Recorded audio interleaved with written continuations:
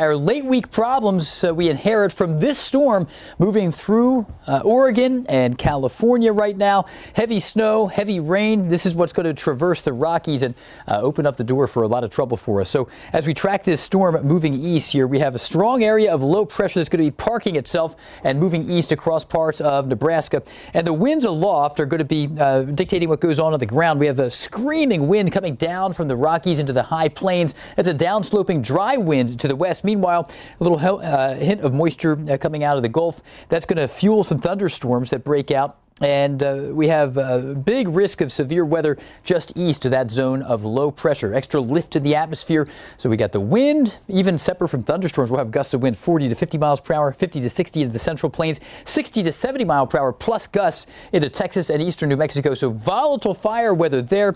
One thing I want to point out, while the most widespread thunderstorms are going to be at the parts of the Mississippi Valley, the limiting factor is moisture. But with that said, there will still likely be some updrafts into parts of Arkansas that get going, and they will be unattached to other storms, and there'll be basically supercell thunderstorms that could be rotating and bringing a tornado risk to some. So that's more of an issue for Arkansas and up into Missouri.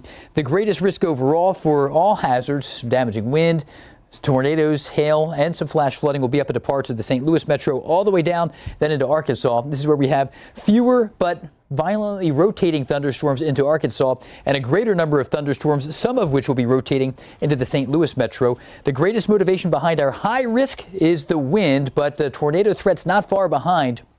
Friday night, blizzard breaks out into the northern plains. Storms push east. And then as we step into the day Saturday, we have a significant risk of just as many strong to severe storms, perhaps with more moisture in the low levels of the atmosphere. It might be a little easier for the atmosphere to spin some tornadoes up and have them touch down instead of anything elevated into places like Mississippi and Alabama. So a high risk of severe weather. Tornadoes a big concern for the Gulf Coast states on Saturday afternoon and Saturday night, Damien.